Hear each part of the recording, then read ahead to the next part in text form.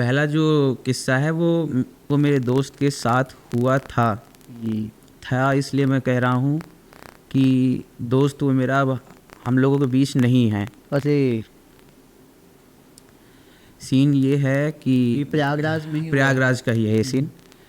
क्या हुआ कि जब हम लोग स्कूल में थे, अब मेरे ज़्यादा दोस्त नहीं, मतलब दोस्त तो काफ़ी थे जिनसे मिलना जुलना अभी भी है, और कुल मिला के 4-5 लोग ही हैं। वो एक होता है ना कि खास दोस्त 4-5 ही होते हैं। हाँ, स्कूल ख़त्म होने के बाद, कॉलेज ख़त्म होने के बाद लड़कों का यही रहता है कि अब करियर पर फोकस करना, पैसा कमाना, बिजनेस करना, यही सब रहता है, अपनी फैमिली को देखना। जी। तो ये सीन था कि मेरा दोस्त है, मतलब मैं अपने दोस्त का नाम बता दे रहा हूँ, शशि। हाँ ये रियल नेम मैं आपको बता रहा हूँ, शशि, जिसके साथ मेरा उठना बैठना था। हाँ शशि है नाम, अमित है, पुलकित, अंजीश और मैं, 5 लोग हो गए। जी। हम लोगों का क्या काम है कि जैसे कि अपना कभी हफ्ते में 1 बार या महीने में 1-2 बार मिलते हैं सारे दोस्त, कहीं चाय की दुकान पे या कहीं, मतलब दोस्त लोग होता है कि चाय सुट्टा अपना ये सब। तो हम लोग क्या हुआ कि एक दिन बैठे हुए थे ऐसे चाय की दुकान पे, सब 5 लोग मिले, सब अपने अपने बारे में बता रहे थे, और भाई क्या कर रहा है और लाइफ कैसी चल रही है, क्या कर रहे हो, बिजनेस कर रहे हो, ऐसा वैसा। जी। तो सब अपना बता रहे थे। तो शशि जो है वो शांत बैठा हुआ था। तो मैंने पूछा क्या हुआ शशि, और मैं वही बता दूं पहले कि शशि की फैमिली में कौन कौन है और स्थिति वैसी कैसी है। हाँ हाँ। तो शशि मतलब कि जो है अपने घर में इकलौता लड़का है, और उसके 2 भाई बहन हैं, उसकी मम्मी सिर्फ है, उसके पापा बचपन में ही एक्सपायर कर गए थे। और ये भी वही सीन है, वही घर का कंडीशन, जब घर में जब पापा का जो साया होता है वह जब हट जाता है फैमिली के ऊपर से, तो वो स्थिति ख़राब हो जाती है, चाहे जो कर लो।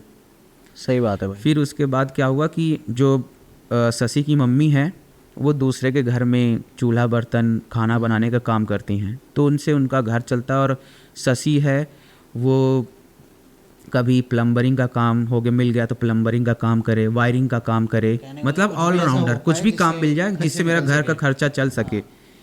तो इसी की बात को लेके काफ़ी परेशान रहता था शशि। तो उसे जब हम लोग मिले तो काफ़ी उदास भी था। तो मैंने पूछा क्या हुआ शशि, इतना उदास क्यों है? तो बताया वही भाई घर में दिक्कत है पैसे को लेकर, और घर की कंडीशन भी नहीं ठीक है।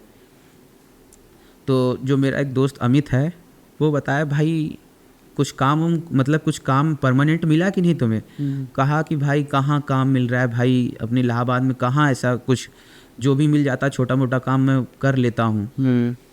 तो वो कहा कि जब ऐसा ही है तो मैं पुणे में मेरा दोस्त जो अमित रहता है फैक्ट्री में, मतलब किराए पे रहता है वो, फैक्ट्री में, हेलमेट की फैक्ट्री में काम करता है जी।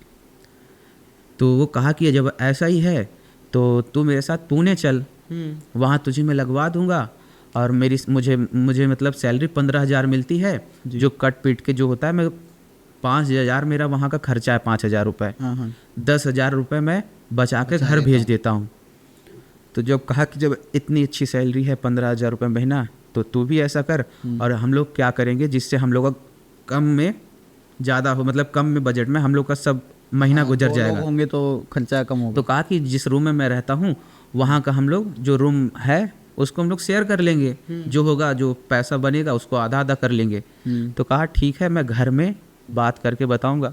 सब लोगों ने चाय पिया, नाश्ता वास्ता किया, फिर अब सब अपने अपने काम पे चले गए। फिर शशि गया घर में, बात किया कि मम्मी, मेरा दोस्त है अमित, वो पुणे में काम करता है हेलमेट की फैक्ट्री में, वो कह रहा था अगर तुम्हारे घर वाले को एतराज़ ना हो तो तुम मेरे साथ चल, मेरे साथ रहना और अपना कमाना, जो भी होगा घर में पैसा भेज देना, तेरे घर की मतलब जो हालात भी वो भी ठीक हो जाएंगे, और जब ये लगे कि तुम्हारा काम हो गया है और अच्छा खासा हो गया इनकम, तो तू छोड़ के चले आना, अपना यहाँ कोई बिजनेस कर लेना। तो उसकी मम्मी ने कहा ठीक है। और माँ पहली चीज़ होती कि अपने बच्चे को दूर भेजने के लिए पहले कतराती है कि नया शहर है, कैसा क्या होगा। इस वजह से उसकी माँ ने उदास होकर कहा ठीक है बेटा, लेकिन अपना ध्यान रखना।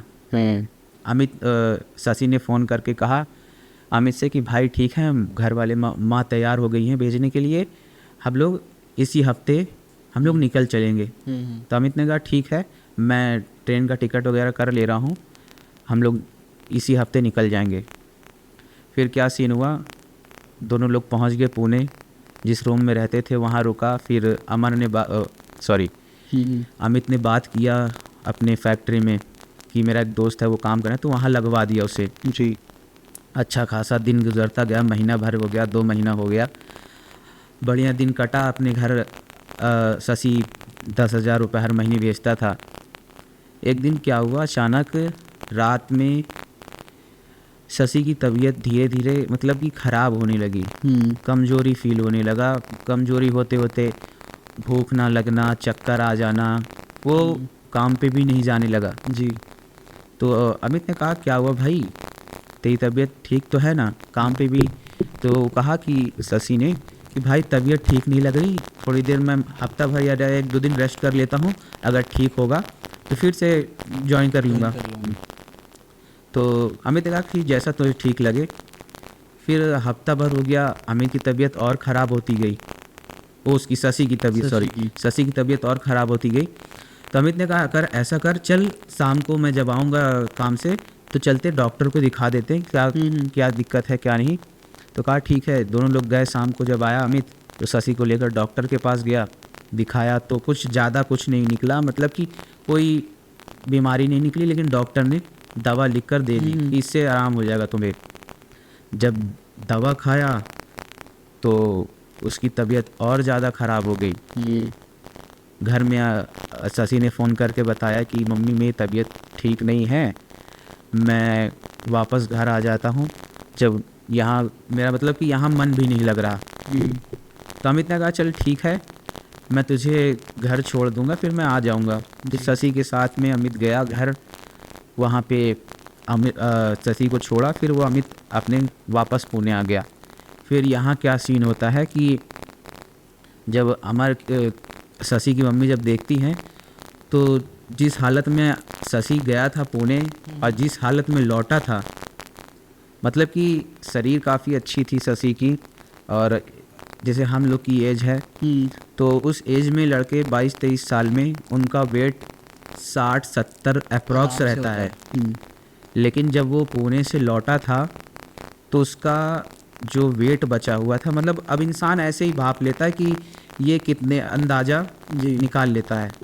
जब उसकी मम्मी ने देखा तो उसका शरीर काफ़ी ज़्यादा पतला हो चुका था, वेट भी 40-40 किलो पे आ गया था, शरीर मतलब सूख गया था उसका। तो उसकी मम्मी ने वहाँ भी डॉक्टर को दिखाया तो नहीं कुछ इलाज हुआ। फिर वही हुआ कि लास्ट जब ऑप्शन यही बचता है कि जब डॉक्टर से ना हुआ तो फिर किसी बाबा वाबा को दिखाए, ओझा को दिखाए। तो ये पता चला कि जहाँ पे जब लेके गए शशि को तो दिखाया कि पता चला कि वहाँ पे कि शशि के ऊपर किसी ने टोना किया है जी। तो जब बाबा ने शशि की मम्मी ने पूछा कि मतलब किसने किया, तो बाबा ने बताया कि जहाँ पे ये काम करने पुणे गया था, उसकी मम्मी ने बताया कि ये पुणे गया था काम करने, वहाँ से लौटा थी, ऐसा ऐसा सीन हुआ। तो बाबा ने बताया कि जहाँ ये पुणे पर काम करने गया था, जहाँ पे लोग रूम लेके रहते थे उसके सामने कोई मतलब किसी औरत ने किया है। तो अमर ने बताया, शशि ने बताया कि जिस मतलब कि जहाँ पे हम लोग रहते थे उस रूम के सामने एक बूढ़ी औरत रहती थी जी, वो ये सब काम करने का टोना टोटका वगैरह करके वो करती थी। तो एक दिन क्या हुआ कि बूढ़ी औरत जब शशि की तबीयत ख़राब थी, जब वो रूम में अकेला था, तो वो बूढ़ी औरत आई, दरवाज़ा खटखटाया, कही बेटा ये मेरे घर में आज पूजा था, ये प्रसाद है, खा लो इसे। अब ये तो नहीं पता कि सबको दिया कि नहीं दिया, लेकिन शशि को दिया और शशि ने लड्डू दिया था। तो शशि ने कहा कि प्रसाद है यार, ऑफकोर्स कोई नहीं मना करेगा प्रसाद को। प्रसाद लिया, गया रूम में बंद किया, अपना खाया पिया। फिर उसी दिन से उसकी तबीयत और ज़्यादा ख़राब होने लगी। तो बताया, बाबा ने बताया कि उसी ने मतलब उसी बूढ़ी औरत ने बलि देने के लिए ऐसा सीन किया है अमर के ऊपर। मतलब कि एक तरह से ये होगा कि उसको बलि चाहिए थी बूढ़ी औरत को जी। तो ये शशि के ऊपर ये टोना टोटका किया। फिर जब जब ये सुना शशि की मम्मी ने तो काफ़ी वो मतलब कि हैरान हो गई, रोने भी लगी थी। तो कहा बाबा कोई इसका उपाय है? तो बाबा ने कहा कि मतलब कि उसके करीब सारा मतलब जो शरीर था वो काफ़ी वो हो चुका था, कमज़ोर हो गया था। तो बाबा ने कहा कुछ दिया इलाज करके, मतलब कि एक तरीके से मतलब धीरे धीरे, मतलब कि ये मेरे सिंपल ये कहना कि मतलब जैसे डॉक्टर दवाई देता है तो धीरे धीरे इलाज, मतलब कि इंसान टिका रहता है, दवा के ऊपर टिका ही रहता है, और जैसे ही दवा छूटी तो वो खत्म, काम खत्म वहीं से, मतलब कि वही काम का ख़त्म कि तबीयत उसी तरीके ख़राब हो जाना। तो ऐसे बाबा ने दिया कुछ बनाकर जड़ी बूटी, तो जब जब उसको दे तब जब तक असर रहता उसका ठीक रहता, और जब उसका असर उतरता तो उसकी तबीयत ख़राब हो जाती। तो बाबा से जब दोबारा लेके गए शशि को कि बाबा जब जो आप देते हो जड़ी बूटी, जब तक उसका असर रहता है तब तक ठीक रहता है, फिर उसके बाद इसका असर जैसे उतरता है तो फिर इसकी तबीयत ख़राब हो जाती है। तो बाबा ने कहा जिसने ये सब किया है वो काफ़ी ज़्यादा पावरफुल है, उसके पास कई सारे अमल है। ये होगा कि अब शशि का जो शरीर था धीरे धीरे करते करते वो 15-20 किलो वेट पे आ गया जी। मैं अपनी आंखों से देखा था जब शशि जब वो हो गया, जब ख़त्म हो गया था, जब गया था उसके घर, तो ये सीन हुआ कि जब बाबा को जब कुछ नहीं कर पाए तो अंत में उस शशि की मतलब डेथ हो गई। और जब हम लोग घर गए थे, जब जो होता है क्रियाक्रम वगैरह, तो जब देखा मैंने शशि का शरीर, ये सब जैसे कोई 70-80 साल के ऊपर या और जैसे 100 साल के नहीं हो जाते बूढ़े लोग, तो शरीर एकदम चपट जाता है। ये सब जब सिर्फ शरीर का हड्डी दिखता है और ऊपर जो चमड़ी लगी होती वो, आप बताइए 22-23 साल का लड़का और 15-20 किलो का वेट होना बहुत ताजुब की बात है भाई। जिस तरीके से आप बता रहे हो कि स्किन एकदम चिपक गई है, एकदम चपटा हो गया, हड्डी से चिपक गई थी एकदम।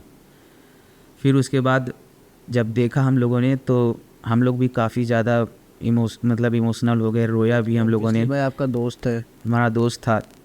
फिर क्या हुआ कि जब उसे जलाने के लिए ले गए शमशान, जो हम लोग की तरफ घाट पड़ता है, तो वहाँ जलाने के लिए ले गए। तो क्या हुआ सीन कि जब लकड़ी लगाई गई, उसको उस पर रखा गया बॉडी, जैसे ही आग लगाने के लिए हुआ तो शशि का जो बॉडी था उठ के बैठ गया, सब लोग जितने वहाँ पे थे सब हैरान हो गए। एक पल के लिए उठा और उठ के बैठ गया। फिर उसके बाद क्या हुआ कि जो आग जल रही थी किसी तरीके उसको कंट्रोल में किया, बुझाया वगैरह, बुझाने के बाद उसको फिर हॉस्पिटल ले गए, शायद थोड़ी बहुत जान बची हो। तो क्या सीन हुआ कि उसको हॉस्पिटल ले जाते उसको खूब उल्टी हुई खून की। फिर उसके बाद फिर मतलब कि थोड़ी बहुत मुझे लगता है कि जान बची थी, जो कि अंत में वो भी निकल गया, या तो ये कहे कि आत्मा निकल चुकी थी, जो अंदर जो शरीर में जो और दूसरा कोई था वो शायद जलाने पे वो निकल रहा हो, इस वजह से शरीर उठ के बैठ गई होगी। मतलब उसके बाद कुछ बातचीत वगैरह कुछ नहीं हुई? कुछ नहीं, बस सीधा हॉस्पिटल ले गए। फिर हॉस्पिटल ले जाने के दौरान ही खून की उल्टी ब्लैक खूब डार्क हुई। फिर उसके बाद जब पता चला कि जब हॉस्पिटल तक ले गए तो पता चला कि है ही नहीं, उसके शरीर में जान ही नहीं है। फिर वो सब क्रियाक्रम करा गया। फिर जब ये देखा मैंने कि जब उसकी लाश जल रही थी तो ब्लैक काफ़ी मतलब उड़ रहा था, उसके शरीर से निकल रहा था। ये सीन था। इसके बाद से ये काफ़ी वो होता है कि यार बताओ, अपना एक दोस्त था, सर्कल में वो नहीं रहा अब। भाई मैंने भी ना काफ़ी सारी इंसिडेंट सुने हैं, आपने भी काफ़ी सारे इंसिडेंट शेयर किए होंगे, सुने होंगे अपने सब्सक्राइबर से, अपने आसपास से, बट एक अपने खुद के एक दोस्त को खोना जिसके साथ आपने पूरा स्कूल टाइम बिताया है, आप कॉलेज टाइम बैठते थे, कॉलेज साथ में बैठना, लेकिन जब भी बैठते, अब अभी भी बैठते हैं हम लोग दोस्त, कोई बात होती है, बात छिड़ जाती है तो बड़ा अफसोस होता है कि यार बताओ, अपना एक दोस्त था वो। आप लोगों की कभी बीच में बातचीत नहीं होती थी कि कुछ आप लोगों को लगा हो कुछ अलग है? नहीं, जब अमित तो जब शशि को छोड़ के वो चला गया था वापस पुणे, हम लोग को ऐसा वो, अब ये होता है कि जब सब अपने अपने काम में चले, सब अपने हो गए, तो मिलना मिलाना उतना नहीं हुआ। फिर जब पता चला उनके घर वालों से, और जब अमित आया वापस बताया कि ऐसा ऐसा सीन है, तब जब हम लोग घर पहुंचे तब तक शशि का वो हो चुका था। और ये बता दूं कि जब ये सब हुआ, शशि की जब डेथ हुई, तो उस दिन मेरा बर्थडे था। अरे यार, डेट मुझे अभी भी याद है। अब ऑफ कोर्स जब मेरा बर्थडे है उस दिन जब मेरा दोस्त ख़त्म हुआ, वो कैसे भूल सकता हूँ। 27 अगस्त को मेरा बर्थडे था।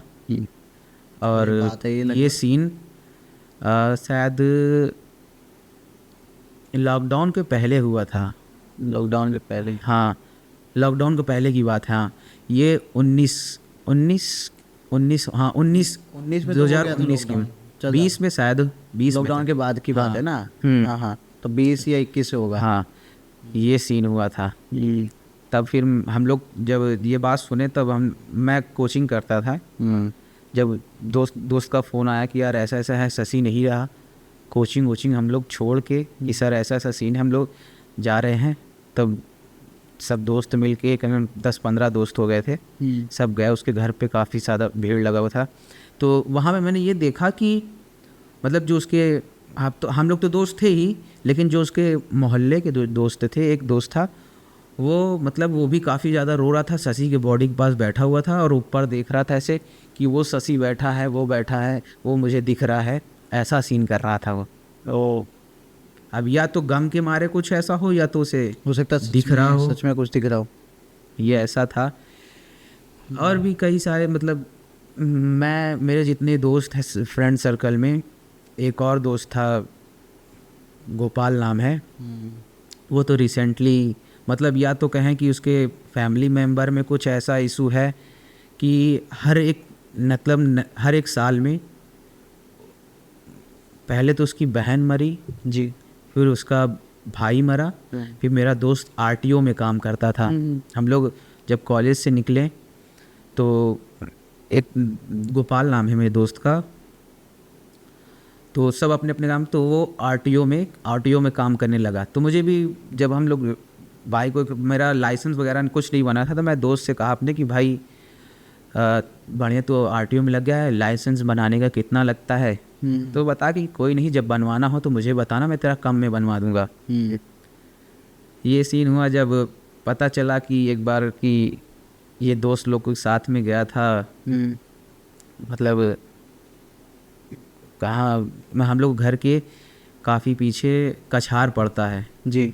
कछार मतलब ये है कि जहाँ मतलब कि सब्जी वगैरह उगाते हैं और नदी के किनारे। हाँ। तो कछार हम लोग की तरफ कहते हैं। तो वहाँ दोस्त गया था अपने दोस्तों लोगों के साथ, मतलब जो आरटीओ के जो उसके फ्रेंड थे, तो वो गया था वहाँ, शायद पीने खाने गया था या किस मकसद से गया था, या दोस्त लोग कोई दुश्मनी से ले गए हों। वहाँ पे गए, पिया खाया, फिर अब या तो धक्का दे दिया उसे नदी में, या नहाने के लिए कुछ गया हो, लेकिन मुझे जहाँ तक लग रहा है कि उसे धक्का दिया गया है, क्योंकि जो उसका कपड़ा तो पहना था, तो फ़ोन वगैरह है, उसको पानी में फेंक दिए थे दोस्त लोग। और उसके दोस्त जो थे, एक दिन तक उसके घर में नहीं बताए। अब बॉडी करीब 1 हफ्ते बाद मिली, जब छानबीन हुआ तो काफ़ी दूर मिली, और जब मिली बॉडी तो शरीर काफ़ी फूल गया था, चेहरा इतना बड़ा, हाथ पैर काफ़ी सारे, वो सीन हुआ। तो बताया, एक दोस्त बताया कि यार उसके घर में ऐसा सीन है कि हर एक साल उसके फैमिली मेम्बर में कोई ना कोई ख़त्म हो जाता है। पहले बहन ख़त्म हुई, बड़ा भाई, अब ये, तो ये सब सीन होता है। ये सिलसिला होते आ रहा है। आगे अगर बढ़ें तो आप मुझे एक किस्सा और बता रहे थे भाई, जो कि एक आपके किसी सब्सक्राइबर ने भेजा था, एक हॉस्टल से रिलेटेड कुछ था, उस बारे में डिस्कस करते हैं भाई। वो बताइए, कहाँ की कहानी है वो मेरे सब्सक्राइबर ने मुझे भेजा था, जो कि छत्तीसगढ़ से हैं जी। कोई मेरे सब्सक्राइबर है? हाँ, फीमेल है, मोहिनी नाम है उनका, जो मेरी सब्सक्राइबर हैं। तो जैसा कि उन्होंने मुझे बताया कि छत्तीसगढ़ के जिस गांव से हैं, जहां पे वो रहती हैं, मतलब उनके घर से 4-5 घर छोड़कर एक परिवार रहता था, छोटा परिवार है।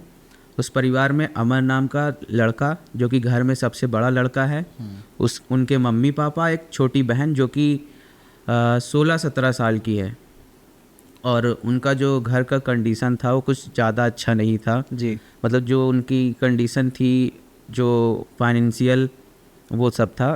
तो मतलब कि उनके पापा जो हैं दूसरे के खेतों में काम करके अपने घर का गुजारा करते थे। अमर भी कोई काम नहीं करता था, अमर सिर्फ पढ़ाई करता था। और लेकिन अमर में ये हुनर था कि वो सब काम करने में, दिखने में भी स्मार्ट था, सब काम करने में भी स्मार्ट था, पढ़ने लिखने में भी काफ़ी अच्छा था। लेकिन जो घर की स्थिति थी उस हिसाब से उनका वो सब नहीं ठीक था। तो अमर ये सोचता था कि यार मेरे पापा काफ़ी मेहनत करते हैं, मुझे भी मेहनत करके अपने घर की कंडीशन जो है वो मुझे बेहतर करना है। मतलब अपना करियर और मेरे घर की फैमिली का भी जो है वो बैकग्राउंड मुझे चेंज करना है। तो अमर ने मतलब कि एक कॉलेज में एडमिशन लिया, काफ़ी बड़ा कॉलेज था वहाँ का। जी। तो वहाँ जो एडमिशन हुआ उसका स्कॉलरशिप के बेस पे हुआ। तो जब कॉलेज पहुँचा अमर, और वहाँ जब पहला सेमेस्टर उसका निकला तो अमर काफ़ी ज़्यादा पढ़ने में अच्छा था। तो वहाँ के जो प्रोफेसर थे, जो वहाँ के लड़के थे, लड़की थी, प्रोफेसर के तो चहीता बन गया अमर। काफ़ी पढ़ने में भी अच्छा था, कई सारे के प्रोफेसर से बन गया। और जो वहाँ के दोस्त, जो लड़के थे, वो अमर से दोस्ती करने के लिए आगे पीछे उसके घूमते थे। जी। और लड़कियाँ भी, फ़िलहाल की जो भी लड़का अगर बेस्ट होता है तो लड़कियाँ अक्सर उसी के पीछे। तो अमर को क्या हुआ कि एक लड़की ने मतलब प्रपोज़ल दिया। अमर को एक लड़की? हाँ। अरे वाह। कहा कि अमर तुम पढ़ने लिखने में भी काफ़ी अच्छे हो, स्मार्ट हो, क्या मैं तुम्हारी दोस्त बन सकती हूँ? तो अमर ने कहा देखो, जो उसका इंटेंशन था वो एक तरीके से प्रपोज़ल दोस्त बनने का नहीं, गर्लफ्रेंड बनने का था। तो अमर ने कहा कि ठीक है, लेकिन मैं ये सब चक्कर में नहीं पढ़ना चाहता। मेरा जो गोल है, मैं जो यहाँ जिस मुकाम के लिए आया हूँ उस मुकाम पे मैं काम करना चाहता हूँ, मैं ये सब चक्करों में नहीं पढ़ना चाहता। मतलब डायरेक्टली अमर ने ये प्रपोज़ल मना कर दिया, ठुकरा दिया। तो जो मतलब मतलब जो प्रपोज़ल की थी उस लड़की का नाम रजनी था। जी। तो ऐसा सीन हुआ, फर्स्ट सेमेस्टर निकल गया। सेकंड सेमेस्टर में नए बच्चे और आए, जो एक लड़की, मतलब कि नए बच्चे और ट्रांसफ़र लिए इसमें। सेकेंड ईयर में होता हाँ। है तो क्या हुआ कि उसमें कई सारे बच्चे आए, उसमें से एक लड़की नई आई, उसका नाम था प्रियंका। जी। प्रियंका भी पढ़ने में काफ़ी अच्छी थी, स्मार्ट थी। तो लेक्चर चल ही रहा था, तो जब लेक्चर स्टार्ट हुआ तो उस प्रोफेसर ने सबका मतलब इंट्रोडक्शन दिया कि ये बच्चे नए आए हैं सेमेस्टर में, तो ये सब आप ही के साथ पढ़ेंगे। फिर उसके बाद सब अपने अपने चेयर, मतलब टेबल पे जाकर बैठ गए। जब अमर की नज़र प्रियंका पे पड़ी तो उसका थोड़ा मतलब कि अट्रैक्शन, मतलब कि उसकी तरफ खिंचा हुआ प्रियंका की तरफ। हाँ। तो पहली बार ऐसा था कि अमर का जो अट्रैक्शन था वो प्रियंका की ओर गया। फिर वो उसके फ्लैशबैक मतलब माइंड में चलने लगा, नहीं यार ये मैं करने नहीं आया हूँ, जो जिस मुकाम के लिए मैं आया हूँ वो करता हूँ, नहीं तो मैं अपने गोल से भटक जाऊँगा। वो यही सब सोच रहा था। तो प्रियंका चल के आई, अमर के बगल में ही बैठ गई। तो कोई नहीं, अब लेक्चर चला तो सब बैठे, लेक्चर ख़त्म हुआ, बातचीत हुई अमर से प्रियंका की, दोनों लोग बातचीत किए। फिर क्या हुआ, प्रियंका ने ऑफ़र किया कि आओ हम लोग कैंटीन चलते हैं, कैंटीन में लंच करते हैं। दोनों लोग साथ में लंच किया। फिर धीरे धीरे बातचीत चालू हुई, पार्क में मिलना हुआ।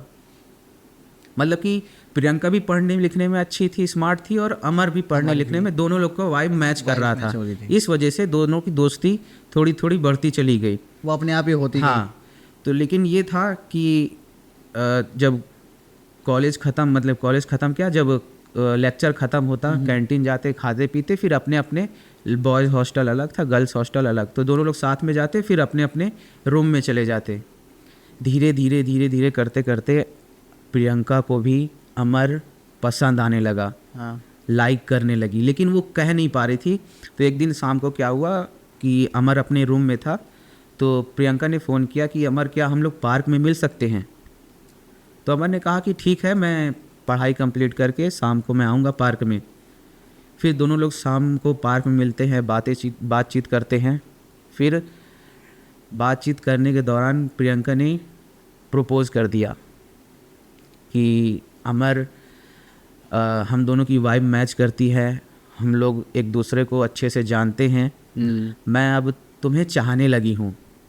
तो जब अमर ने सुना ऐसा तो अमर थोड़ा वो हो गया, माइंड उसका डिस्टर्ब हो गया, वो थोड़ा रूडली बात करने लगा कि प्रियंका मैं तुम्हारे बारे में ऐसा नहीं सोचता था कि तुम मेरे लिए ऐसा सोचती हो, और मैं नहीं चाहता कि दोस्ती के आगे हम लोगों का कुछ हो, मतलब दोस्ती के अलावा मैं कुछ नहीं जानता, प्यार मोहब्बत कुछ नहीं जानता, बस मैं एक दोस्त के नाते तुमसे बात करता था, लेकिन जैसा तुमने अब किया है ये दोस्ती भी मुझे लग रहा है कि ख़त्म करनी पड़ेगी। तो जैसे ही प्रियंका ने सुना तो वो भी मतलब कि आँख में उसके आंसू आ गए। फिर क्या हुआ, वहीं से फिर वो अमर उठ के प्रियंका को छोड़ के चला गया अपने रूम में। 1 दिन हो गया, 2 दिन हुआ, दोनों की बातचीत नहीं हुई। अमर ने भी बात करने की कोशिश नहीं की। फिर प्रियंका ने खुद अमर से मतलब कॉलेज में ही उससे माफ़ी मांगी कि अमर जो भी हुआ उसके लिए सॉरी, हम लोग जैसे पहले दोस्त थे वैसे ही, उसके अलावा फिर मतलब कुछ नहीं होगा। तो अमर ने भी कहा चलो ठीक है, कोई नहीं, वो इंसान से ही गलती होती है, पहली गलती वो माफ़ कर दिया। दोनों का सेमेस्टर एग्ज़ाम स्टार्ट हो गया। लास्ट का 2 एग्ज़ाम जो था उसमें अमर नहीं आया। तो जब कॉलेज में जब वो प्रियंका पहुंची तो देखा अमर का वेट कर रही थी, अमर नहीं आया, पहले एग्ज़ाम में भी नहीं आया, दूसरे एग्ज़ाम में भी वेट किया, दूसरे एग्ज़ाम में भी नहीं आया। तो वो क्या की, एग्ज़ाम ख़त्म करके वो कैंटीन गई, अमर के रूममेट में जो रूममेट थे उनसे पूछा कि अमर क्यों नहीं आ रहा, 2 दिन मतलब पेपर उसने छोड़ दिया है। तो रूममेट जो अमर का रूममेट था उसने बताया कि क्या हुआ कि अचानक एक दिन रात में अमर को मतलब अमर की तबीयत बहुत ज़्यादा ख़राब हो गई थी, खून की उल्टियाँ होने लगी अमर को।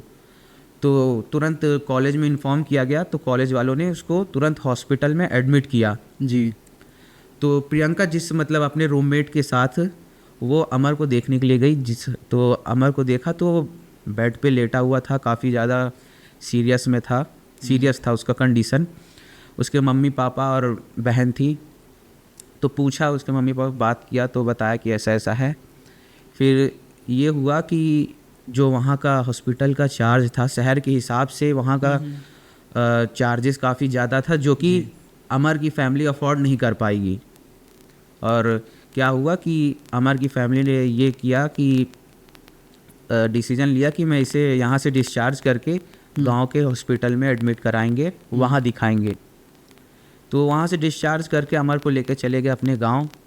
फिर उसके बाद क्या हुआ कि वहाँ से मतलब कि जब प्रियंका जब मिली हॉस्पिटल में, फिर वहाँ से उसको लेके उसके फैमिली मेम्बर लेके चले गए गांव। फिर वहाँ से क्या हुआ कि अमर का और प्रियंका का भी बातचीत बहुत कम हो गया। जब उसकी सीरियस थी मतलब कि जो कंडीशन था, बातचीत मतलब वहाँ से जब लेके चले गए तो बातचीत नहीं हुई। इस तरह करते करते 1 महीना बीत गया, ना अमर आया कॉलेज, ना बातचीत हुई, ना उसके बारे में पता चला कि अमर की तबीयत कैसी है कैसी नहीं है। इसी करते 2 महीना बीत गया। तो उसके रूममेट से भी मतलब कि बात किया प्रियंका ने कि अमर से बातचीत हुई कि उसकी तबीयत कैसी है कैसी नहीं, ठीक है या।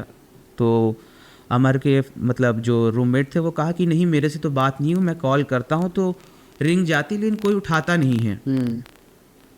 फिर कुछ दिन के बाद भी फ़ोन पे बताया कि फ़ोन भी मतलब ऑफ बताने लगा, तो ऐसा कुछ नहीं हुआ। तो फिर प्रियंका काफ़ी ज़्यादा परेशान हो गई थी।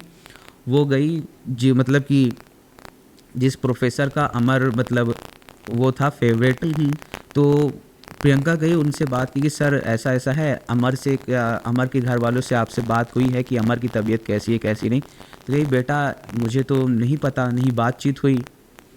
तो कहें कि अमर वो जो प्रोफेसर थे कि ऐसा करते बेटा, हम लोग 2-3 स्टूडेंट मिलके अमर के गांव चलते हैं, पता करते हैं कि क्या बात है, अमर ठीक है या नहीं।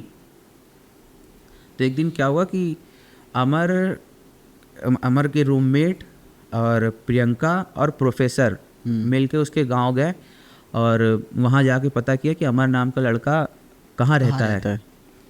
तो किसी ने बताया कि आगे जाके 4-5 घर छोड़ के आगे गली के लास्ट कॉर्नर पे जो घर है वो अमर का है। वहाँ गए तो घर बंद था मतलब अंदर से।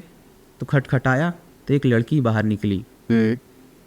तो वो लड़की पूछी कि कौन हो आप लोग? तो बताया कि हम लोग अमर के कॉलेज से आए हैं ये पता करने कि अमर कॉलेज क्यों नहीं आ रहा। तो जब ये अमर का नाम वो लड़की सुनी तो उसके आँख में आंसू आ गया, रोने भी लगी। तो प्रियंका उसको मतलब शांत कराई, अंदर लेके गए, बैठाए। तो उससे पूछने लगे क्या हो गया, क्यों रोने लगी?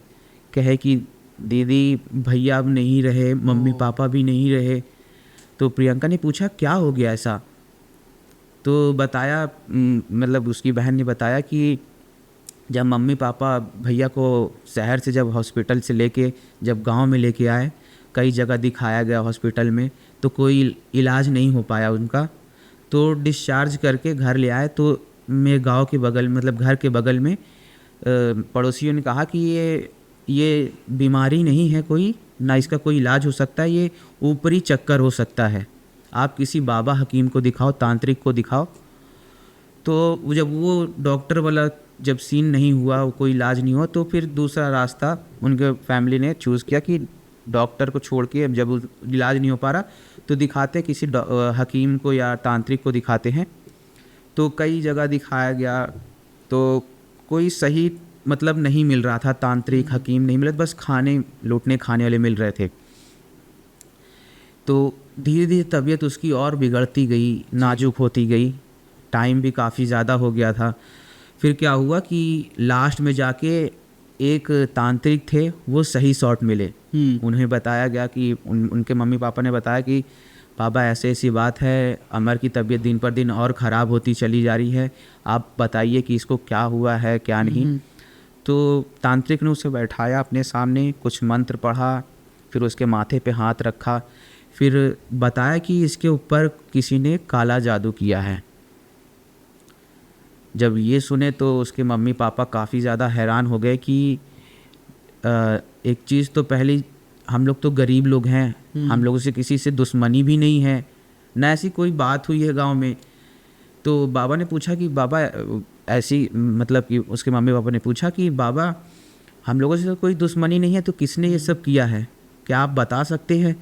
तो बाबा ने कहा कि जहाँ अमर पढ़ता है वहाँ पे किसी लड़की मतलब इससे प्यार करती थी, और वो मतलब अमर को पाने के लिए ये ऐसा वैसा मतलब कि टोना टोटका की है इसके ऊपर, उसको हासिल करने के लिए। मतलब कैसे किया, क्या किया? मतलब कि अभी मैं आपको बाद में ये खुलासा करूँगा किसने किया था। ठीक है। तो जब बाबा ने ऐसा बताया कि अमर जहाँ पढ़ता था कोई लड़की ने वहाँ पे अमर को पसंद करती थी, तो उसने अमर के ऊपर काला जादू किया है, और ये सीन हुआ। तो बाबा ने कहा कि अब अमर के पास ज़्यादा वक्त नहीं हो, काफ़ी लेट में आप लोग हमारे पास आए हो। तो जब ये बात सुने तो अमर की मम्मी रोने लगी कि बाबा कोई तो उपाय होगा जिससे मेरा बेटा बच पाए। तो बाबा ने कहा कि एक चीज़ मैं करके देता हूँ, अगर उससे अमर बच गया तो बहुत ऊपर वाली की कृपा होगी, और अगर नहीं हुआ तो फिर ये अमर को कोई भी नहीं बचा पाएगा। तो बाबा ने कुछ मतलब पढ़ के दिया, कुछ जड़ी बूटी दी, और कुछ जो उसमें यूज़ होते हैं काला जादू मतलब जी उसमें क्रियाओं में, उसको पोटली बना के दिया। कहा कि रविवार को रात में 12 बजे के बाद गांव मतलब कोई भी चौराहा हो, और मतलब कि रात में कोई देखना, कोई आना जाना ना हो वहाँ से, रविवार की रात को चौराहा पे जाओ और मतलब कि अमर को पकड़े रहना। तो 2 लोग, अब बहन तो उसकी जाएगी नहीं, अमर के मम्मी पापा और अमर जी तीनों लोग। और ये भी कहा था बाबा ने, तांत्रिक ने, कि अगर कोई भी ये मतलब ये प्रोसेस करने के बाद आप लोग जब जा रहे हो तो पलट कर मत देखना, कोई भी आवाज़ दे। तो कहा ठीक है बाबा जी, ऐसा ऐसा है करके वो सब लेके चले गए। रविवार की रात को अमर के मम्मी पापा और अमर चौराहे पे गए और अमर को बैठाया, और उसकी माँ मतलब उसके पापा उसे पकड़े हुए थे कंधे पर से, और साइड से पकड़े हुए थे। अमर की मम्मी ने 7 बार ऐसे करके उतारा और उसे चौराहे पे रखकर अमर को कहा कि पलटना नहीं, जैसे मैं उतारूंगी तुम खड़े होके अपने पापा के साथ आगे चले जाना और वहीं रुक जाना, मतलब पलटना नहीं, मैं जला के मैं भी आके वहाँ से चली आऊँगी। तो जैसे ही अमर की मम्मी ने ये सब करके प्रोसेस और जला के तीनों लोग जब जा रहे थे, कुछ दूर ही आगे बढ़े थे, तो अमर की जो बहन थी पीछे से उसी की आवाज़ आने लगी, पापा मम्मी बचाओ, भैया बचाओ। जैसे ही ये आवाज़ सुना, तीनों ने पलट कर देखा पीछे, तो कोई नहीं था। जो तांत्रिक ने मना किया था कि कोई किसी ने भी अगर कोई भी आवाज़ दे तो पीछे पलट कर मत देखना। जैसे ही पलटे, अचानक क्या हुआ कि पहले तो अमर को, मतलब कि अमर के जैसे शरीर में कोई आ गया हो, एंटर कर गया हो, उसके हाथ पैर मुड़ने लगे, पैर था वो सब टूटने लगे, मतलब शरीर ऐसा था कि अकड़ने लगा। कोई शरीर में एंटर करके उसका शरीर अकड़ गया था। अमर वहीं पे मतलब उसका काम तमाम। मम्मी पापा भी किसी तरीके उसको उठाने की कोशिश किए, फिर मतलब कि ये क्रिया जो था वो गलत हो गया। वहीं पे उसकी मम्मी पापा की भी डेथ हो गई। सुबह पता चला, मतलब वहीं पापा की भी डेथ हो गई, वहीं पे डेथ हो गई। तांत्रिक ने मना किया था कि कोई भी पीछे पलट कर मत देखना, नहीं तो इसका प्रोसेस उल्टा हो जाएगा, वो किसी को भी नहीं छोड़ेगी जी। फिर उसके बाद जब मतलब कि जब तीनों लोग ख़त्म हो, मतलब वो हो गए, मर गए, तो जो घर पे अमर की बहन इंतज़ार कर रही थी कि अब मम्मी पापा आए, अब आए, अब आए, इंतज़ार करते करते सुबह हो गया। सुबह जब गांव वालों को चौराहे पे तीनों की लाश मिली, लाश का सीन ये था कि जो तीनों की जो लाश थी, वो आँख जो थी तीनों की फूटी थी, शरीर के सारा खून जैसा किसी ने चूस लिया हो, सिर्फ चमड़ी से हड्डी लपटी हुई थी, मतलब सारा शरीर का खून किसी ने चूस लिया था, ऐसा सीन था। फिर गांव वालों ने जब देखा ऐसा ऐसा सीन, तो खूब उसकी बहन रोने लगी। तो जिस तांत्रिक ने ये सब किया था, तो जब उनको बुलाया गया तो ऐसा ऐसा, तो तांत्रिक ने कहा, मतलब तांत्रिक ने जब कहा कि ऐसा ऐसा हो गया है, तो उनके घर को मतलब कि अब उनके क्या अमर के मम्मी पापा और भाई तो मारे गए, अब बची इनकी बहन। तो इसको बचाने के लिए कहा कि अब मैं यही कर सकता हूँ कि इसको बचाने के लिए मैं घर को बांध दे रहा हूँ, हाँ बांध देता हूँ, और मैं तुम्हें कुछ ऐसा वो यंत्र दूंगा जिसे अपने पास हमेशा टाइम के लिए रखना, मतलब अपने से अलग मत करना। तो ये दिया, तो अमर की बहन अभी सही है। फिर ये बताया कि पूछा अमर की बहन से प्रियंका ने कि बाबा ने बताया कि किसने ये सब किया था, तो कहा कि उसकी बहन ने कि दीदी कोई रजनी नाम की लड़की बाबा ने बताया कि उसने ये सब किया था। जैसे ही रजनी की नाम सुनी तो प्रियंका काफ़ी ज़्यादा शौक में हो गई कि यार ये तो मेरी रूममेट है। ओ भाई। फिर उसके बाद बाबा ने ये भी बताया था कि कैसे उसके ऊपर काला जादू की। कैसे? प्रियंका जब, मतलब प्रियंका और अमर की दोस्ती जब प्रपोज करने से पहले जब गहरी थी दोस्ती, तो प्रियंका अमर के लिए अच्छा अच्छा खाना पीना बनाकर, मतलब कुछ भी बनाकर ले जाती थी जी। तो जैसे खाना बनाकर कुछ काम करने लगे हट जाए, तो उस खाने में कुछ मिला देती थी रजनी। तो जब वो खाना लेकर अमर को खिलाए, तो उसी तरीके वो डेली करती गई। फिर वो जो प्रोसेस था वो कंप्लीट हुआ। फिर जब ये पता चला कि रजनी ने ये सब किया, तो वो तुरंत, जब ये सब होने के बाद जब कॉलेज वापस गई, अपने रूम में गई, जब देखा तो वहाँ रजनी नहीं थी, पूरा सामान वामान पैक करके वहाँ से फ़रार हो चुकी थी। तो ये सीन ऐसा था भाई। कितना मतलब अपना खुद का मतलब निकालने के लिए, या फिर मैं कहूँगा कि किसी को एक तरीके की पाने के लिए, और उसको पाया भी नहीं, उसकी जान ही ले ली उल्टा। हाँ। तो ये बहुत ही अजीब केस है, और ऑब्वियसली इसमें देखो 3 लोगों की भाई डेथ हुई है, बहुत बड़ी बात है ये। और जो मेरी सब्सक्राइबर मोहिनी है, वो बताती है कि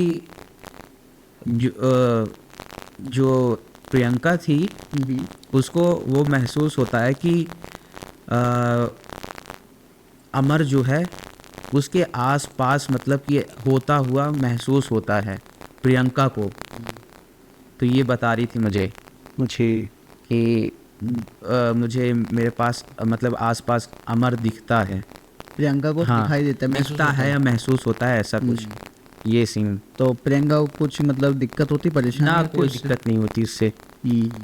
फिर क्या हुआ, जब सेमेस्टर ख़त्म हुआ सब अपने अपने काम पे कितने टाइम पुरानी बात होगी लगभग ये हो गया है जब भी 16-17 2016-17 की बात है, तो लगभग 8-9 साल हो गए हैं। हाँ, 2019-20 की बात है। मैं छोटे मामा की शादी थी, तो मामा ने कहा कि कुणाल तुम पहले से आ जाना, थोड़ा घर में काम रहेगा तो थोड़ी हेल्प हो जाएगी। मैं कहा ठीक है मामा, ऐसा कोई बात नहीं, मैं आ जाऊँगा, हफ्ते भर के 10 दिन पहले से मैं आ जाऊँगा।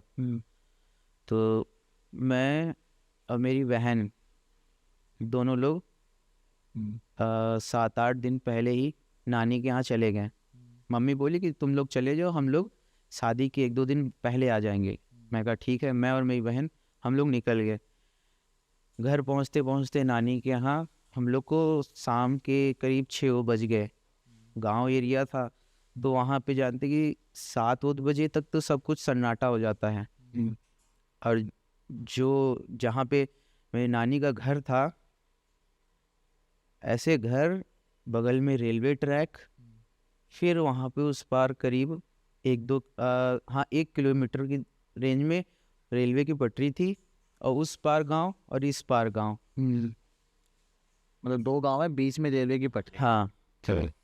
तो क्या हुआ कि जब हम लोग पहुँचे, अब नानी के यहाँ, नानी के घर से दूर करीब जहाँ पे हम लोग ऑटो रुकी, वहीं से हम लोग को पैदल करीब आधा किलोमीटर अंदर जाके नानी का घर पड़ता था। अब 7-8 बजे 6 बजे जब हम लोग पहुँचे, तो वहाँ तक नानी के घर पहुँचते पहुँचते करीब हम लोग को मिनिमम 7 बज गए थे। सब कुछ सन्नाटा हो गया, गाँव का एरिया था, तो सब कुछ अपने अपने घर में, सब लोग अपने अपने घर में चले गए। मामा को फ़ोन किया, तो मामा कहते कि बेटा मैं सामान लेने के लिए अभी थोड़ा बाहर आया हूँ, आप लोग घर पहुँच जाओ, रास्ता तो आप लोगों को पता ही है। हम कहे ठीक मामा, आप रास्ता तो पता है, हम लोग चले जा रहे। मैं मेरी बहन हम लोग नानी के घर पहुँच गए। उस समय ज़्यादा गेस्ट भी लोग भी नहीं थे। तो जब हम लोग पहुँचे तो नानी से मिले, नानी से बातचीत की। फिर नानी ने कहा कोई आने में दिक्कत तो नहीं हुई? मुझे कहा नहीं, कोई प्रॉब्लम नहीं हुई। फिर मामा भी आ गए, मामा से भी बातचीत हुई। अब सब मिलते उलते से 8-9 बज गए। 8-9 बजे तक सब लोग गांव में सो जाते खाना पीना खाकर। मामा का घर करीब 2 से 3 मंजिले का मकान था, और सामने रेलवे ट्रैक। फिर घर के बाहर ही, गर्मी का करीब ये जून जुलाई का ही महीने का ही बात है ये। तो एक दिन तो हम लोग पहुंचते में ही सब कुछ ये सब, जब पहुंचे हम लोग, नानी से बातचीत हुई। फिर एक दिन तो ऐसे ही निकल गया। उसके अगले दिन मेरे एक भैया आए, मतलब धीरे धीरे गेस्ट आने स्टार्ट हो गए। मेरे भैया आए, फिर मामा ने कहा कि कुणाल सामान वगैरह लाना है तो आप इन्हीं भैया के साथ ही लगे रहना, जो भी सामान घटे बढ़े तो साथ में जाके ले आना। मैं कहा ठीक है भैया। तो भैया के साथ गया, सामान वगैरह लाया।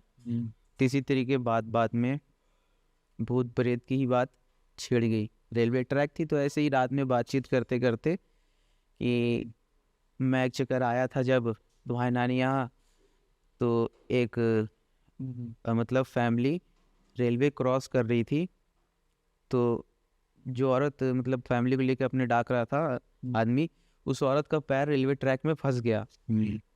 और जब रेलवे ट्रेन जब क्रॉस की, तो उसे काटते हुए सीधा निकल गई, और उसका धड़ अलग गिर गया, और सर उसका पूरा इसे तरबूज की तरीके पूरा फूट गया था उसका सर। शरीर ठीक था उसका, लेकिन सर के पूरा कचूम्बर बन गया था। तो इस तरीके बातचीत हो रही थी, तो मैं कहा भैया ये सब कुछ नहीं होता। ये कह रहे कि रेलवे ट्रैक पे मैंने कई बार देखा है कि कोई औरत सफ़ेद साड़ी में आती जाती दिखती है। मैं कहा ये सब बकवास चीज़ है, ऐसा कुछ नहीं होता।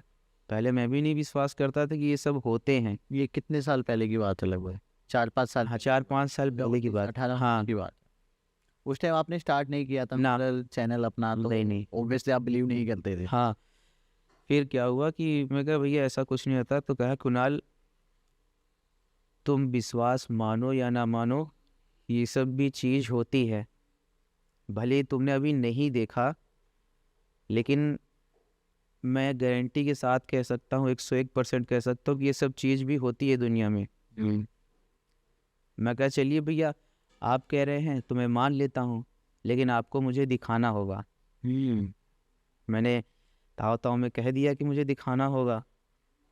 तो भैया ने कहा चलो ठीक है, मैं तुम्हें अगले दिन रात में दिखाऊंगा। मैं कहा चलिए, बाजी लगती है, 500 की बाजी मैंने लगा लिया। फिर क्या हुआ कि अगले दिन सब कुछ और भी गेस्ट आ गए घर में, पूरा मतलब भीड़ लग गई थी। गया फिर भैया लोग के साथ सामान वगैरह लाया। लाते लाते हम लोग को शाम हो गया, शाम हो गए, खाना पीना खाया। मैं और भैया, तब उस टाइम मेरे पास फ़ोन नहीं था। तो भैया से मैंने कहा कि भैया आपने कुछ प्रॉमिस किया था, कोई शर्त लगाई थी। तो भैया ने कहा हाँ मुझे याद है, तुम चिंता मत करो, तुम मुझे 12 बजे रात को जगाना। मैं कहा ठीक है। हम लोग सेकंड फ्लोर पे सो रहे थे, नीचे गेस्ट वगैरह सब थे, नानी लोग भी सब उन्हीं के साथ में थी। हम लोग सेकंड फ्लोर पे 2 कमरे का एक रूम था और खाट थी। गर्मी का महीना था, फर्राटा चल रहा था।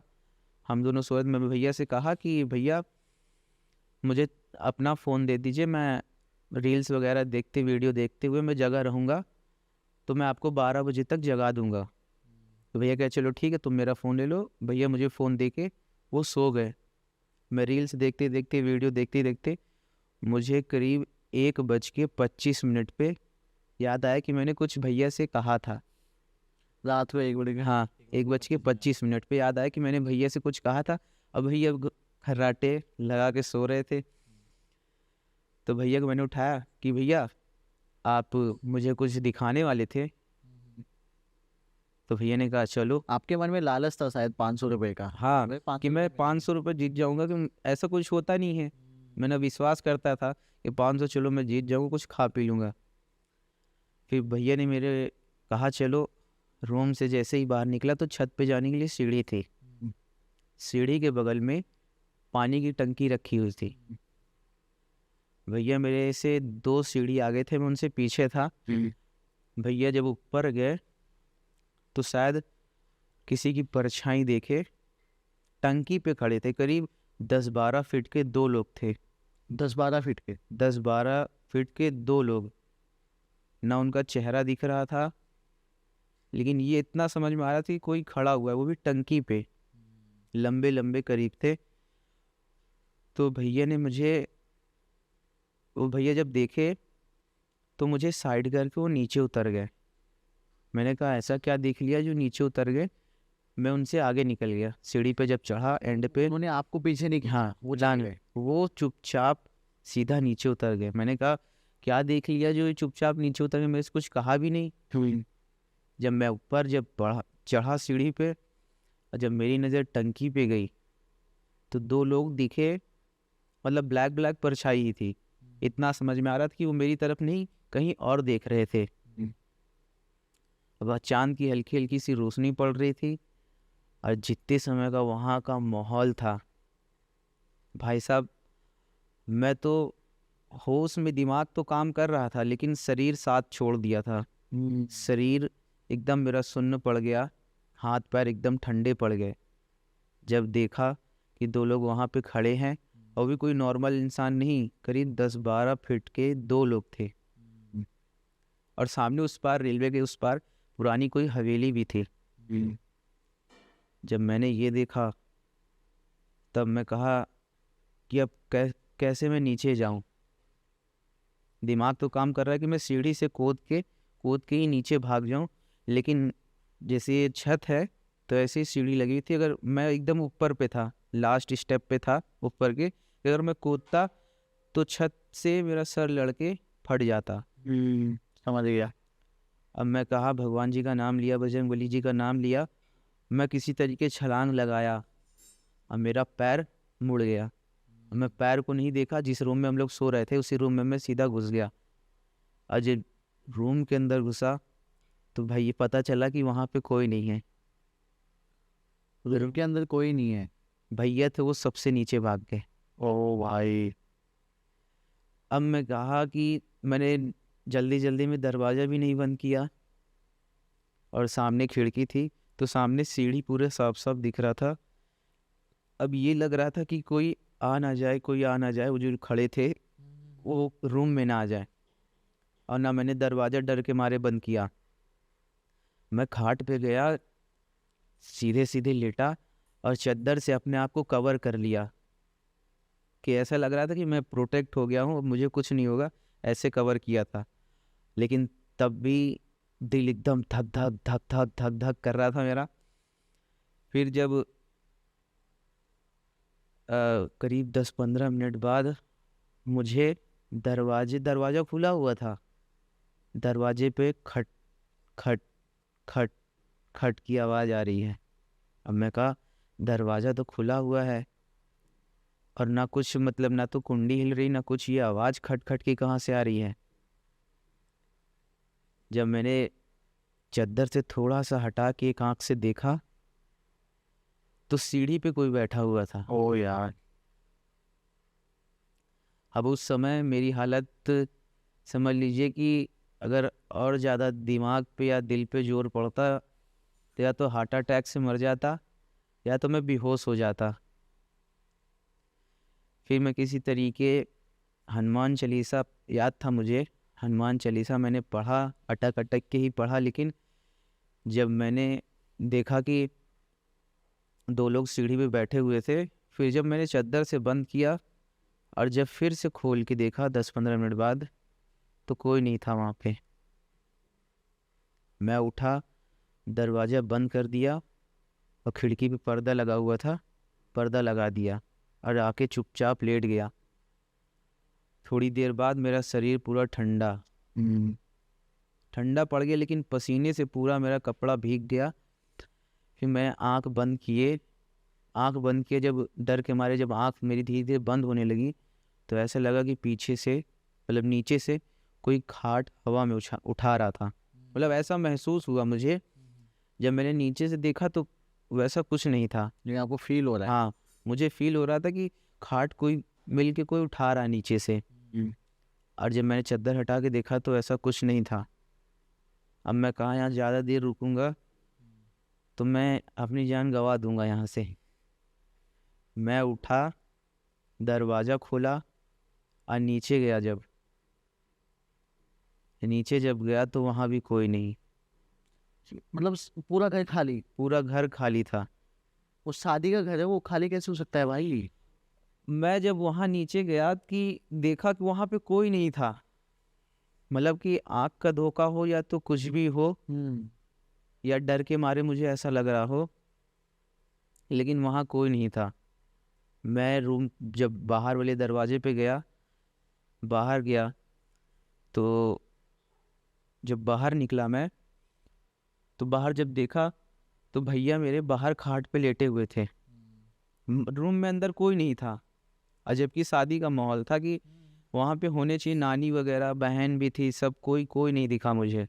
अब या मुझे लगा डर के मारे शायद ना दिखा हो जल्दीबाजी के चक्कर में, लेकिन मुझे इतना तो याद है कि वहाँ पे मुझे रूम में नीचे कोई नहीं दिखा था।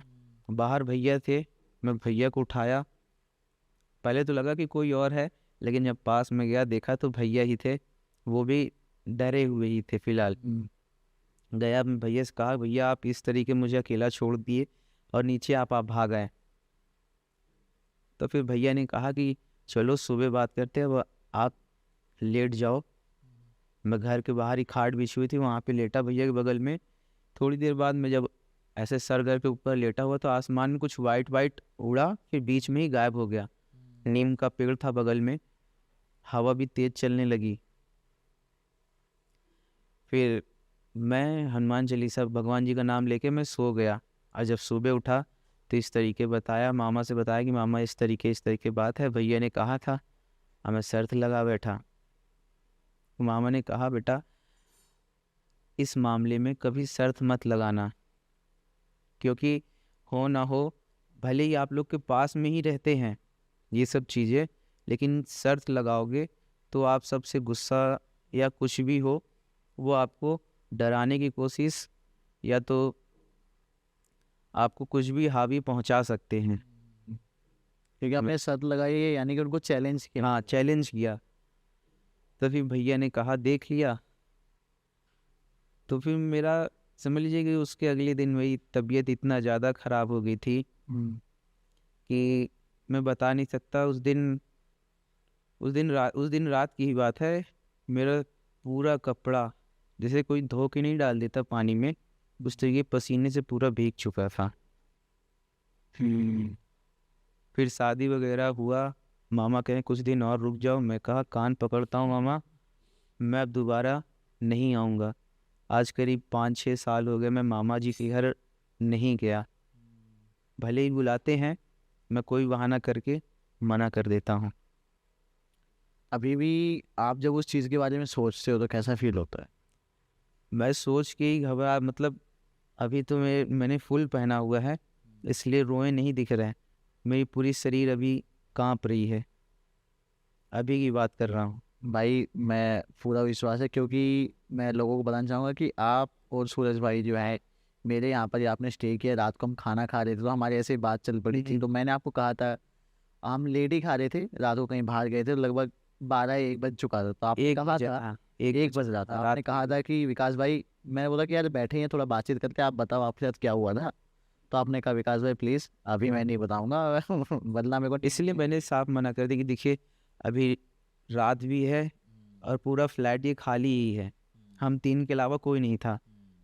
इसलिए मैंने मना कर दिया कि मैं, देखिए उस दिन के बाद से मैं, मतलब कि थोड़ा ऐसे ऐसे लगता है कि जैसे कोई मेरे आसपास, मतलब है, मतलब लग रहा था कि ऐसे कोई आसपास मेरा करीब 1 महीने तक इस तरह लगा कि मेरे आसपास कोई है, लेकिन ऐसा कुछ नहीं था, मेरा मन का वहम था। फिर धीरे धीरे करते करते सब कुछ नॉर्मल हो गया। फिर मैं आज तक हो गया 5-6 साल हो गए मामा के घर आज तक नहीं गया मैं। मेरी मौसी कौशाम्बी में रहती हैं, तो वहाँ पे रेंट पे रहती मेरी मौसी। तो जहाँ जितने किराएदार वहाँ पे थे सब, मतलब अपने ड्यूटी पे, कोई चला जाए, कोई काम पे चला जाए, कोई कंपनी में काम करता था, सब अपने अपने काम में चले जाते थे। तो एक दिन क्या हुआ, मेरी मौसी मौसी भी काम कंपनी में काम करती थी, मौसी भी चली गई। मेरे मौसा स्कूल में बस चलाते थे, मौसा भी चली गए। और जो बगल, जस्ट बगल में जो रूम था, उनकी लड़की का नाम मंजू था। मंजू की मम्मी भी मतलब मेड का काम करती थी, दूसरों के घर में जाके खाना वाना बनाने का काम करती थी। तो इसी तरीके सब काम पे चले गए। मंजू अपने रूम में थी और मेरी मौसी की लड़की भी अपने रूम में ही थी। मंजू क्या करती थी, जैसे उसकी मम्मी जब चली जाए काम पे, तो किसी लड़के को बुला के अपने रूम पे बुलाए और करीब 1-2 घंटे तक रूम अंदर से बंद कर ले। तो इसी तरीके 2-3 दिन हुआ। तो मेरी मौसी की लड़की ने देख लिया।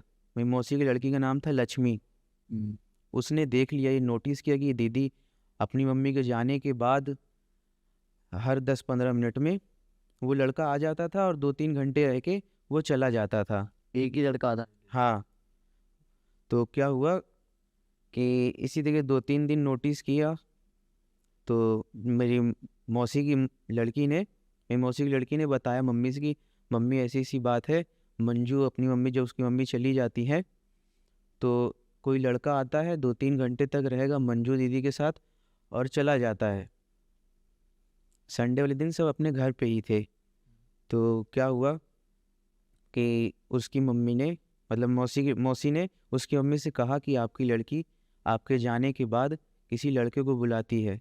तो उसकी मम्मी ने विश्वास नहीं किया कि नहीं, मेरी बेटी ऐसा नहीं कर सकती।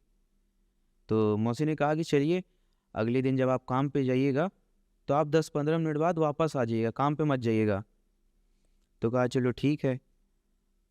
तो जब मंजू की मम्मी जब बाहर चली गई तो वो लड़का 10-15 मिनट बाद वो आया, मतलब मंजू के रूम पे आया और मंजू ने अंदर से रूम बंद कर लिया।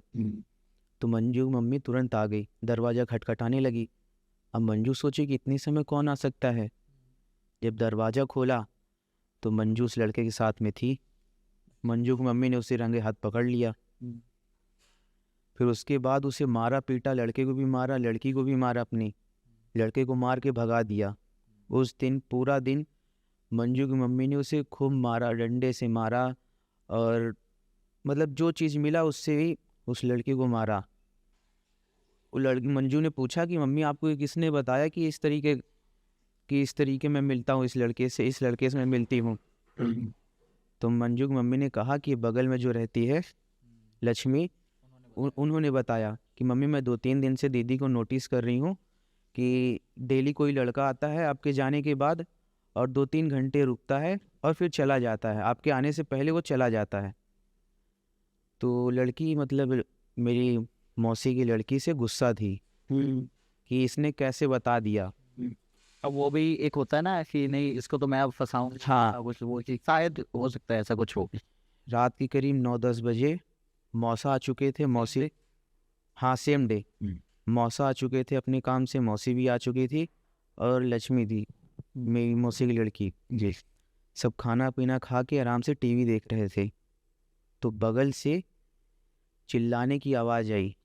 तो जितने सब किराएदार थे सब दौड़ के उसके रूम के पास गए, मंजू के रूम के दरवाज़ा खटखटाए तो देखे कि मंजू की मम्मी ने उसके ऊपर मिट्टी का तेल डाल के उसे जला दिया था। भाई वो समझ लीजिए कि जितनी समय वो जल रही थी कि देखने लायक था वो, कि वो जिस तरह के चिल्ला रही थी, जिस तरीके उसकी चमड़ी जो पिघल पिघल के गिर रही थी, वो समझ लीजिए पूरी तरह से मर ही चुकी थी जमीन पे गिर के। आप ये सोचो कि इस चीज के लिए ऑब्वियसली मतलब कोई पेरेंट ऐसे एक्सेप्ट नहीं करेगा, बट जला देना यार मतलब कि अनएक्सपेक्टेड एकदम। मतलब कि उसकी मम्मी ने ये कहा कि मैंने तुम्हें किस चीज़ की कमी दी थी जो तुमने मेरे पीठ पीछे इस तरह का काम किया। और फिलहाल ये बात हुई कि जिसने बताया वो मरते हुए मतलब जब जला रही थी कि मैं उसे नहीं छोड़ूंगी, मेरी मौसी की लड़की का नाम लेके, कि इसने क्यों बताया, आखिर इससे क्या मतलब था। तो जब ये सब बात होगी, जब उसके पूरी तरीके जल के जब वो मर चुकी थी, तो किराएदार जो थे वो पुलिस को बुलाए कि इस तरीके बात है। तो उसकी मम्मी को पुलिस ले गई। फिर उसके बाद वो रूम खाली ही हो गया। फिर उसी के 1 हफ्ते बाद से मेरी मौसी की लड़की को मतलब कुछ अजीब तरीके से महसूस होने लगा कि कोई उसे बोल रहा है, जैसे सामने बैठी हो तो देख तो रही है लेकिन ध्यान कहीं और है उसका, आँख खुला है लेकिन सोच कुछ और रही है, देख कुछ और रही है, मतलब उसके सामने देख रही है तो उसे ब्लैक ब्लैक दिख रहा है। तो 1-2 बार मौसी से बताई कि मम्मी इस तरीके बात है, मुझे कोई परछाई दिखती है। तो शायद मौसी ने कहा कि शायद तुम्हारी तबीयत ख़राब इस वजह से, या जो बगल में ये सब हुआ है उसी को लेके तुम्हें इस तरीके माइंड में तुम्हारे घूम रहा है। तो मौसी ने भी उतना गौर नहीं किया। फिर उसके करीब 2-3 दिन बाद जब मौसा लोग अपने काम पे चले गए, मौसी भी अपने काम पे चले गई, मेरी मौसी की लड़की लक्ष्मी वो घर पे बैठी टीवी देख रही थी। दरवाजा से खुला ही था, तो जो किराएदार आना जाने लगा रहता था, तो एक किराएदार ने देखा कि लक्ष्मी सामने टीवी पर ऐसे देख रही है, आँख खुला हुआ है और ऐसे मतलब कि जैसे कि कहीं खो गई है। जब वो किराएदार उसके पास गया कि लक्ष्मी, उसे हिलाया तो वो ज़मीन पे गिर गई। फिर उसी के 2-3 मिनट बाद अचानक उसका शरीर अकड़ने लगा, मतलब कि जैसे कुछ हाथ पैर मुड़ने लगे, बीच से सीना, हाथ पैर नीचे और बीच से उड़ गई वो। इस तरीके उसका शरीर अकड़ गया था, चिल्ला भी रही थी। फिर उसके बाद जब उसकी मम्मी मौसी को फ़ोन करके किराएदार ने बुलाया, मौसा को भी बुलाया, तो जब देखा तो फिर उनको तुरंत ले गए और हॉस्पिटल ले गए। डॉक्टर ने भी चेकअप किया कि सब कुछ जांच किया, तो कह रहे सब कुछ नॉर्मल है, जो ज़्यादातर इस सोचने की वजह से हुआ है, इसके दिमाग पे कुछ लोड पड़ रहा है। फिर क्या हुआ कि तब वो नॉर्मल हो गई, ग्लूकोज वगैरह चढ़ाया, फिर उसको लेके 1 दिन में ही घर चले आए, फिर सब कुछ नॉर्मल हो गया। फिर उसी के तरीके फिर वो बता रही मम्मी कोई परछाई है मेरे सामने आ रही है बार बार और मुझे कह रही है कि तुमने क्यों बताया, मैं तुम्हें नहीं छोड़ूंगी, तुमने क्यों बताया मुझे, नहीं मैं तुम्हें नहीं छोड़ूंगी। मतलब यही बात उसे हर टाइम परेशान करती थी। रात को सोती थी तो अचानक उठ के बैठ जाती थी। अब उसे धीरे धीरे अकेलापन, मतलब अकेले में ही रहना ज़्यादा अच्छा लगने लगा। किसी से बात नहीं करना, टाइम पे खाना नहीं खाना, कि जैसे कि उसका पूरा खून कोई अंदर से सुखा रहा हो, मतलब खून को पानी बना रहा हो। अच्छा। ये ऐसा देखते देखते करीब उसका शरीर एकदम सूख गया, आँख के नीचे डार्क सर्कल हो गया, आँख की पुतली उसकी अंदर चली गई और बाल भी टूटने लगे।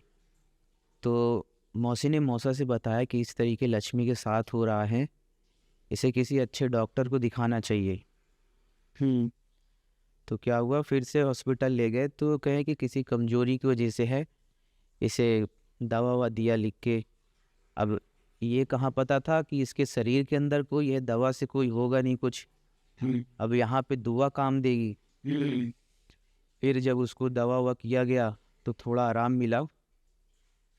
फिर उसके बाद से एक दिन कपड़े को वो फोल्ड कर रही थी घर पे मौसी अपना मतलब कंपनी में जाना छोड़ दिया। जब से लक्ष्मी की तबीयत ख़राब हुई तो मौसा अपने काम पे जाते थे, मौसी और लक्ष्मी घर पे ही रहती थी। अब क्या हुआ कि लक्ष्मी कपड़ा अपना फोल्ड कर रही थी, तैयार रही थी कपड़े को। तो क्या हुआ कि मौसी उससे बात कर रही है, हाँ, और आँख खुला हुआ है वो, हाँ हाँ करते करते वो चुप हो गई एकदम से। चुप होके सीधा उस पे बेड पे सीधे सीधे लेट गई। अब मौसी ने कहा कि इसे क्या हो गया, अभी तो कपड़े के फोल्ड कर रही थी, अब अचानक ही लेट कैसे गई। तो मौसी ने उसे हिलाया, नहीं उठी। हाथ तो मुड़ने लगा, ऐसे करके पूरा हाथ मुड़ गया, दांत उसके चढ़ गए, जबान उसकी कट गई। दांत से जब दांत चढ़े तो जबान उसकी कट गई, खून बहने लगा। अब मौसी चिल्लाने लगी तो किराएदार जो थे वो सब दौड़ के सब आ गए। अब देखने लगे कि क्या हो गया इसे।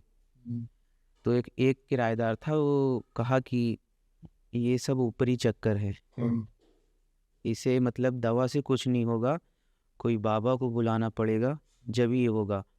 तो उन्होंने बताया कि यहाँ से करीब 1-1.5 किलोमीटर घर से उनके एक मौलवी रहते हैं। तो उन्हें तुरंत फ़ोन करके बुलाया कि वही ठीक कर सकते हैं, कि 1-1.5 किलोमीटर उनके घर से एक मौलवी रहते हैं। तो उन्होंने बताया कि यही जो ये चक्कर चल रहा है, जो कुछ भी हो रहा है, ये मतलब कि कोई ऊपरी चक्कर है, इसके शरीर में कोई प्रवेश किया हुआ है, वही अब यही इनको ठीक कर सकता है। तो उन्हें फ़ोन करके बुलाया गया कि इस तरीके बात है। जब मौलवी ने देखा, उनको चेक किया, तो बताया कि ये बगल में कुछ हुआ था। तो मौसी ने बताया कि हाँ, एक लड़की रहती थी, उसकी मम्मी ने उसे जला के मार डाला। तो मौलवी बोले कि हो ना हो यही लड़की इसके शरीर में प्रवेश कर चुकी है, क्योंकि इसी ने बताया था कि ये लड़की इस तरह का काम करती है, और इसीलिए इसकी मम्मी ने इसे जला के मारा। तो पूरा गुस्सा जो कुछ भी है, सारा शक इसी पे आ गया, इस वजह से इसके के पीछे ये पड़ी हुई है। तो मौसी ने कहा कि बाबा अब कैसे होगा, मेरी बेटी को कुछ होगा तो नहीं। तो मौलवी ने कहा चलिए कुछ होगा नहीं, आप परेशान मत होइए, हम देखते हैं, जहाँ तक हो सकता है हम इसे ठीक करेंगे। तो वो बैग से कुछ इतनी बड़ी शीशी में पानी निकाले, कुछ फूका हुआ पानी ही था, हाथ में उसे उड़े मतलब डाले, मंत्र पढ़ के जैसे ही छिट्टा मारे तो मौसी की लड़की का आँख खुल गया। जब लक्ष्मी की आँख खुल गई, आँख मतलब पलटी हुई थी, जो ब्लैक ब्लैक आँख में रहता वो नहीं था, आँख उसकी पलट गई थी, और दांत इतना कस के पीस रही थी कि जो सुनने वाला वहाँ जो मौजूद था, उनके कान में इतनी तेज गड़ रहा था कि वो सब वहाँ से दूर हट गया। फिर क्या हुआ, जब दूसरी बार पढ़ के जब छिट्टा मारे तो उठ के वो भागने के लिए तैयार हो गई। अच्छा। मतलब कि कूदने के लिए, बाहर जाने के लिए छटपटाने लगी। जब जो जहाँ सब खड़े थे किराएदार वगैरह, तो मौलवी ने कहा कि इसके हाथ पैर बांध दो। बाल खुला हुआ था, बाल बांधा, फिर कुछ ताबीज जैसा था उसे पहनाया। हाथ, दो लोग पैर पकड़े हुए थे, 2 लोग हाथ पकड़े हुए थे और मौसी ने उसका बाल पकड़ के बांध दिया। फिर क्या हुआ कि जब तीसरी और आखिरी बार जब वो पानी को हाथ में डाल के छिट्टा मारा तो सबको इतनी तेज झटक के फेंकी कि करीब 2 पैर को पकड़े हुए थे, 2 हाथ को पकड़े हुए थे और मौसी थी, 5 लोग करीब पकड़े हुए थे। और ये भी कि नहीं कि ज़्यादा उम्र की लड़की थी, करीब 15-16 साल की लड़की थी। वो इतना तेज झटकी कि चारों पांचों सब इधर उधर गिर गए। अब क्या हुआ कि जो पकड़े हुए थे वो सब दूर हट गए। अब मौलवी ने तुरंत उसके बाल पकड़े, फिर से कहा कि अब 2 की जगह 4 पैर पकड़े, 4 हाथ पकड़े और बाल पकड़ के मौलवी ने उसके कान में फूंकना स्टार्ट कर दिया, मंत्र पढ़ के फूंकना स्टार्ट किया। तो वो कस कस के चिल्लाने लगी। फिर उसके बाद उससे पूछा कि तुम कौन हो। पहले तो नहीं बता रही थी, कि पहले पूछा कि तुम कौन हो, तुम्हें क्या चाहिए और तुम इसके शरीर में क्या करने के लिए आई हो। तो उसने बताया कि मेरा नाम मंजू है। तो मौसम ने तुरंत समझ लिया कि बगल वाली ये लड़की है। तो बताया कि मेरा नाम मंजू है, इसी की वजह से मेरी मम्मी ने मुझे जला के जिंदा मार दिया और अब मैं इसे नहीं छोड़ूंगी। और जब पूछा कि तुम्हें क्या चाहिए तो कह रही इसकी बॉडी चाहिए मुझे। जब ये सुना कि मौसी ने जब ये सुना कि इसकी बॉडी चाहिए तो मौसी रोने लगी कि अब कुछ नहीं हो सकता, अब ये या तो छोड़ के चली जाएगी या तो ये अपने साथ ले जाएगी इसे। बाहर से डोर लॉक कर दिया कि फिर से झटक के भाग ना जाए, या कूद के या मर गई। फिर क्या हुआ कि मौलवी ने जो ताबीज़ लिया था, ताबीज़ इसके गले में डाला और अजान टाइप में कुछ पढ़ने लगे। तो ऐसा बिहेव करने लगी कि वो नॉर्मल हो गई, उसके शरीर में कोई नहीं है। अच्छा। वो कह रही मम्मी मुझे बाथरूम जाना है, मैं ठीक हूँ। वो सीधा खड़े भी हो गई, आँख भी खोल लिया, लेकिन उसके शरीर में अभी प्रवेश थी, लेकिन वो नहीं बोल रही थी। जो शरीर में प्रवेश थी वो लड़की बोल रही थी कि किसी तरीके में इसे बाहर ले जाऊं और बाहर से या छत से कूद जाऊं या कुछ भी करके इसे मार दूं। तो मौलवी ने कहा कि ठीक है, इसे लेते जाओ बाथरूम, लेकिन इसके साथ 2-3 लोग जाओ। जब लड़की जो उसके अंदर प्रवेश की थी, इतना मतलब कुछ करने के बाद जब वो समझी कि नहीं, मैं इसको नहीं ले जा पाऊंगी, यहाँ से जाना ही बेहतर रहेगा, नहीं तो ये मौलवी मुझे जला के मार देगा। फिर उसे मौसी और 2-3 और औरतें थी, उसे पकड़ के ले गई, बाथरूम में ले गई। मतलब जैसे कि सीढ़ी छत पे जाने वाली थी, सीढ़ी के बगल में ही बाथरूम था। वो बैठी बाथरूम करने के लिए बैठी और इतनी ज़ोर ज़ोर से हिलने लगी जैसे कि वाइब्रेट, पूरा शरीर उसका वाइब्रेट करने लगा, हाथ पैर पूरा कांपने लगा और इतनी ज़ोर से सीढ़ी पे हाथ पटक के एकदम लूज़ हो गई, एकदम शरीर जैसे उसका कोई छोड़ दिया हो, जो पकड़ा था वो छोड़ दिया। फिर मौसी लोग उसे लेके आई, फिर बताया कि वो लड़की वो निकल गई इसके शरीर से। जब उसने देखा कि यहाँ से वो इसे नहीं ले जा पाएगी तो वहाँ से छोड़ के वो चली गई। फिर उसके बाद मौसी की लड़की तो बेहोश हुई, करीब 1 हफ्ते तक वो बेहोश ही थी। 1 हफ्ते तक बेहोश? 1 हफ्ते तक बेहोश थी, सकते हैं साइंटिफिक वर्ड्स में कहे तो कोमा में भी थी। हाँ, 1 हफ्ते तक बेहोश थी। तो मौसी ने मेरा पूछा कि मेरी बेटी को कुछ होगा तो नहीं। तो मौलवी ने कहा कि नहीं, कुछ नहीं होगा, क्योंकि इसके शरीर में जो था, इसका पूरा खून, पूरी शरीर का जो एक एक हिस्सा पूरा तोड़ के रख दिया था, इसलिए वो कमज़ोर हो गई है। अभी इसको रिकवर होने में टाइम लगेगा। आपकी बेटी सेफ है, कुछ नहीं होगा, वो ठीक हो गई है। जिसे ने पकड़ा था वो छोड़ के चली गई। फिर उसके बाद करीब 2 हफ्ते बाद वो नॉर्मल हो गई। लेकिन अभी भी मैं हो के आया था 1-2 महीने हो गया है, मौसी से आके हो के आया था। तो जब लक्ष्मी से मैं मिला तो उसका शरीर तो फ़िलहाल ठीक हो गया है पहले के मुकाबले। लेकिन अब भी वो जैसे अजान वगैरह सुनती है ना, तो इधर उधर भागने लगती है और कहेगी मम्मी मेरा सर दर्द कर रहा है। ओह। और उसे मौसी बाल खुला रखने से भी मना करती हैं कि अब बाल खोलना नहीं जब तक इस तरीके है। और उसे कुछ भी नहीं याद कि मेरे साथ क्या क्या हुआ, क्या मैं 1 हफ्ते तक बेहोश थी और मेरे साथ मेरे शरीर में कौन था कौन नहीं था, घर वालों ने भी नहीं बताया? नहीं बताया। आपको किसने बताई ये सच? ये सब मेरी मौसी ने बताया।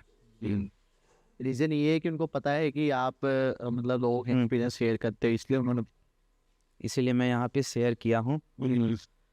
फिर अब तो फ़िलहाल मौसी की लड़की भी नॉर्मल हो गई है, सब कुछ ठीक हो गया है। अभी वो वहीं रहते हैं सेम जगह? हाँ, नहीं, वहाँ से करीब खाली किए हुए हो गए, साल भर हो गए हैं। खाली की। ये जो आपने चीज़ें बताई, उनके वो जो लड़की थी पड़ोस में, उनका जलना, उन पे हावी होने, ये लगभग कितने दिनों तक ये सब चला था? ये करीब रिकवर तो का रिकवर होने तक का ये करीब 4 से 5 महीने तक चला। 4-5 महीने में मतलब ये सब जो हाँ, ये हुई है।